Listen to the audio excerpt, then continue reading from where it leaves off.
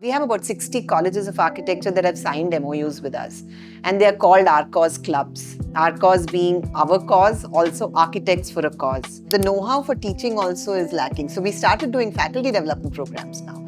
Faculty need to know enough to be able to impart education as well. 80 to 90% of our construction is not designed. I think it's more important to sensitize at school level so that when they are building that corner shop or that little pharmacy or that restaurant, it's somewhere there that, yeah, this is a right thing to do and it doesn't cost too much more. We're having this Purple Fest, which is a celebration of sorts, but I certainly think we need to see more people with no disabilities here as well, because otherwise you're really speaking within yourselves. You need to take the conversation out into communities. So we are hoping that some of what we do makes people take this as a career path, designing for accessibility a career path. That's one. Two, we are hoping that... So you're an incubator to universal design, basically. In a sense, yes. Yeah. And I think beyond incubation, I'd like to see how it can be mainstreamed.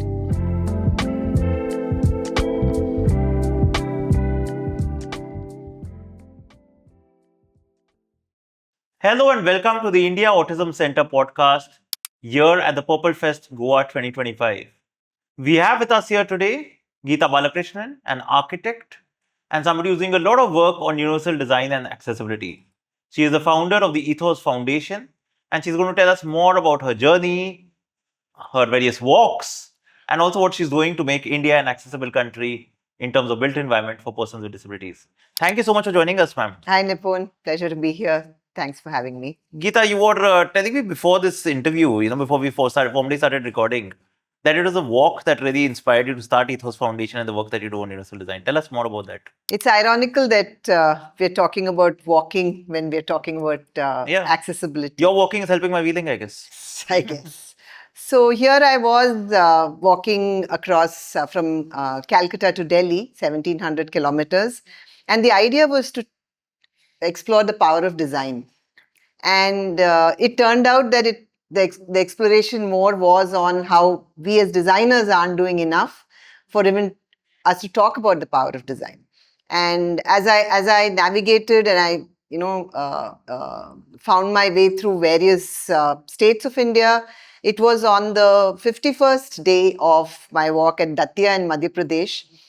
We had a lot of curated interactions and a lot of spontaneous interactions. So there was to be a curated interaction on meeting someone with a disability at Datia. And I remember I had finished 28 kilometers. I was completely exhausted. And I was to meet this person with a visual disability. I reached his house and there was this young man who met me at the gate and he led me up the stairs, switched on the lights, opened the doors, put out a gadda and took out his harmonium and said, I'm going to sing Rag Pitambari for you because Datia is...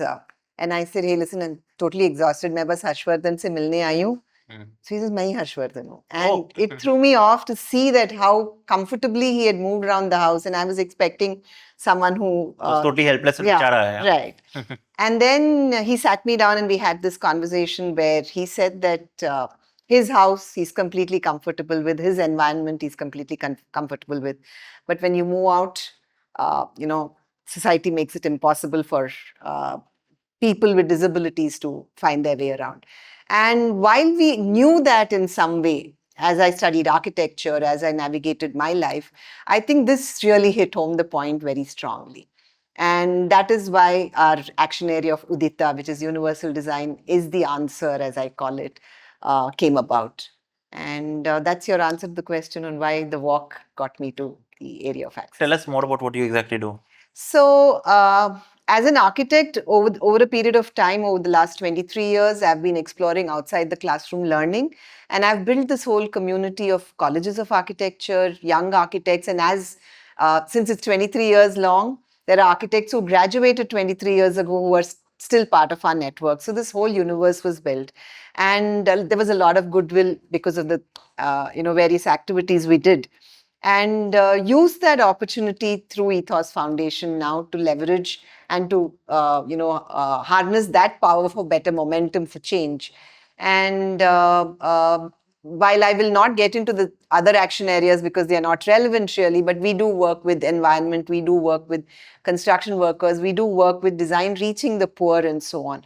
But as far as accessibility goes, we've been running, we have about 60 colleges of architecture that have signed MOUs with us. And they are called our cause clubs. Our cause being our cause, also architects for a cause. And they're working on social responsibility as their planks. And many of them now, we ran also an online course on universal design because unfortunately it's not part of our curriculum at architecture. It's not mandatory. So most of us, including me, when we graduate, we may have the goodwill to do it, but we don't have the know-how.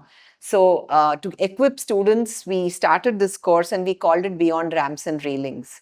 While for you, maybe a ramp and a railing is essential, but there are so many other disabilities. We're talking about 21 disabilities in India now, where it needs to be, completely accessible in many, many senses of the word. So that course was made ready, and students and colleges are being encouraged to take it as an elective. We are running various fellowships where students are being given funds, and we have various CSR partners who are helping. This year it is Rain Matter Foundation, which is helping us, where we are asking them to innovate through design for products, and I think... What are the kind of innovations you've come across? So there was this young man called Amal Biju who worked with L&T, and in the office he found one of his colleagues having issues with operating a simple doorknob. And then you think about, right hand comfortable, left hand comfortable, and he created a foot-operated lever, and we kind of funded that. I'm not saying it's earth-shattering innovation, but it's at least people in that office starting to think differently. You have Siddhant Shah here. Access for all, of course. Siddhant. Yeah. So that Siddhant was initially, when he was doing his masters, we gave him a grant for exploring how museums can be visually accessible for those who are visually impaired. And he used that grant very well, and that's become his career path. Even yesterday when I met him, he says that was the starting point. So we are hoping that some of what we do makes people take this as a career path, designing for accessibility a career path. That's one. Two, we are hoping that... So you're an incubator to universal design, basically. In a sense, yes. Yeah. And I think beyond incubation, I'd like to see how it can be mainstreamed.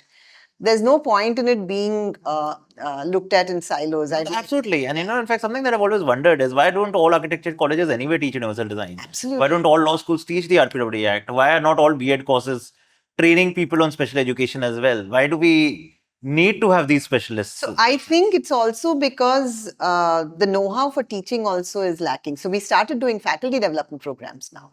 Faculty need to know enough to be able to impart education as well, right? So there are, of course, people like Kavita, I mentioned to you, Kavita Murukar, you have Rachna Khare, you have Gaurav Raheja, you have Parul Kumta, we have Ruchira. There are a bunch of them who are certainly equipped. Now, Siddhant is doing a lot of workshops.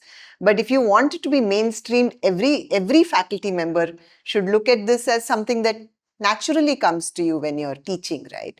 So that needs to be really taken forward.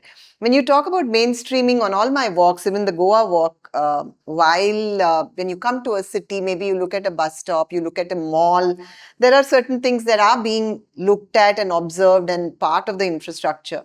But 80 to 90% of our construction is not designed formally. I mean, I'm not saying when it's designed formally, it's done well, but at least there is some semblance of a gesture. When it's 80 to 90% is informally designed, I think it's more important to sensitize at school level students so that when they are building that corner shop or that little pharmacy or that restaurant for themselves as their sales outlet or something like that, it's somewhere there that, yeah, this is a right thing to do and it doesn't cost too much more. If we can create, and that's something through innovation and through those incubations I'd like to create, that right now the ramp seems more expensive, the railing seems more expensive to do. Can we find ways in which it becomes as reasonable as a staircase so that people just bring it, put it there and forget it, it just becomes part of the way you do things.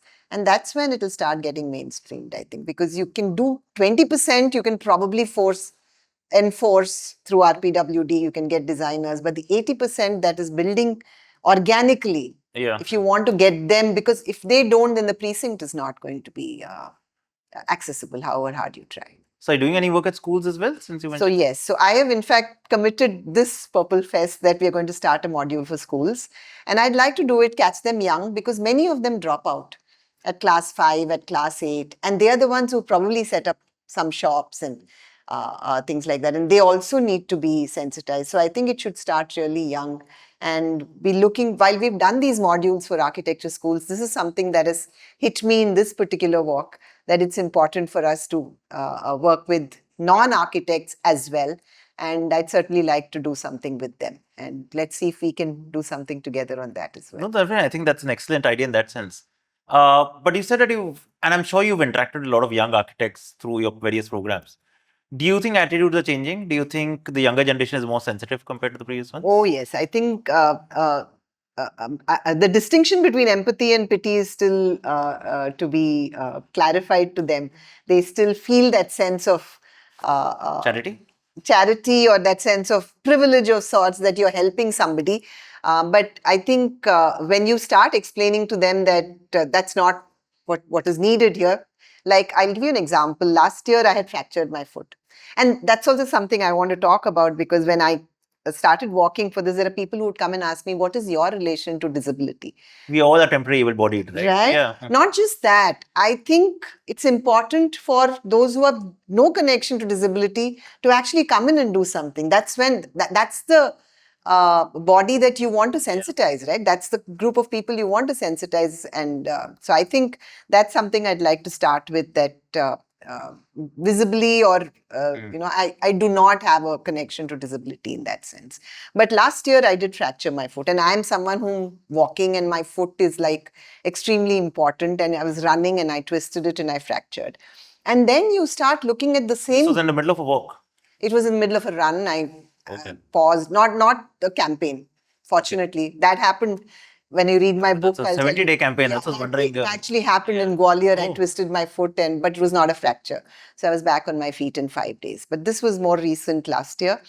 And that's when I realized all these buildings that we in architecture school talk about as case studies of fantastic design, beautiful architecture, fantastic aesthetics, performed so poorly from the accessibility lens. And I'm not taking names here, but I was stranded in different buildings, not being able to navigate, to find myself an Uber. And that's when it hit me, the kind of problems many of our buildings will pose for people with disabilities. I remember needing to be on stage at the Vidhi Center for Legacy. Legal policy. Yeah, and this was even before Center for Legal Policy. Before I had fractured my foot, they had invited me. And it so happened that I fractured my foot 3 days before this. And I reached there, and to get to the stage, I was on a you were a wheelchair. true character actor, I guess. Sorry? You were a true character actor, I guess. It kind of fell in place so perfectly. I was on the wheelchair, and I had to be wheeled through the kitchen, through the where the sabzis were being cut, to be brought onto stage. I often have to face that in 5-star conferences in Delhi, yeah. Right? So even these big hotels are not accessible. It's shocking, yeah. Right. So I said, I have been through places where none of you have been, and I'm privileged from that sense. But driving home the point, that's where I start telling students of architecture. And I take this story. Just before I came here, I was speaking at Dayanand Sagar College and telling them this story, and telling them how little dignity I felt when I was being wheeled through there. And it's only when it hits, when it happens to you, that you realize, and it can happen to anybody, right? That when you said, that's why you call it lifespan design. And you design for anything that can happen in your life. And starting from childhood, where you don't reach certain things, or your fingers are not long enough to grip certain things, to when you grow old, where you're stooping and struggling, to the number of things that can happen in between, including pregnancy, accidents, surgery, so many things. So you don't have to be that person with a disability to experience it. Absolutely. I don't remember who said this, but I remember reading it somewhere that all built environment in India is made for a 25-year-old strong Indian man. Not even an Indian man. Sometimes it's a European man. What do you mean by that? Clarify. Because the European man is bigger, So some of our anthropometrics, unfortunately, the anthropometrics is the measurements and that you use for design come from this modular man that Le Corbusier used in Chandigarh. And many of those principles still are being used by many of us today. So it's not even sometimes for the Indian man, leave alone the woman. Oh, you just bettered my quote for next time. Right. But a lot of the work that you're doing is, I think, the role of the government, and it's the government's failure that is making you do all this. What do you think can the government do more to promote universal accessibility in India? So I think a lot more examples that people can emulate. Lot more examples that people can emulate. That people can say, "Hey, this sounds right. This looks right. I've walked this building and I feel that it's just, it's fair to everybody, and I'd like to do that myself." So a lot more examples of buildings that can, and not just that are notional or that are just lip service of sorts, but that actually walk the talk. We need a lot more examples of that. Enforcement is one thing. Like I said, bringing it into the curriculum, making it mandatory. You talked about law school, you talked about medical school, I'm talking about architecture school, I'm talking about primary and secondary school, bringing it in there. Doing teachers training programs for school teachers as well, getting them sensitized. So when they, I was somewhere yesterday and again, little jokes on how acceptable they become. It's when teachers start correcting that. I think things will change. So bringing that into the curriculum, these are things that could be done. We're having this Purple Fest, which is a celebration of sorts, but I certainly think you need to see people with not too many disabilities, or we need to see more people with no disabilities here as well, because otherwise you're really speaking within yourselves. You need to take the conversation out into communities. It was beautiful when we flagged off the walk in Dapot. It's a village just from Karwar into Goa. There was somebody who asked me, you had a stage, but you had nobody with disability up on the stage. And I said, well, there was somebody, but in response, I said, no, I didn't. I wanted it to be a conversation outside the community. We were at a school. There were 200 kids who were listening to why this walk was happening. And so Purple Fest actually began for me, in a sense, in a village 100 kilometers from here. And I think that's what needs to happen a lot more. The fest also needs to mushroom into being something where there are multiple points. Side events. Side events, multiple points of, and it should probably extend through the year as well. I don't think they should just be event-centric things. There should be initiatives that are crafted to bring about more awareness and more empathy.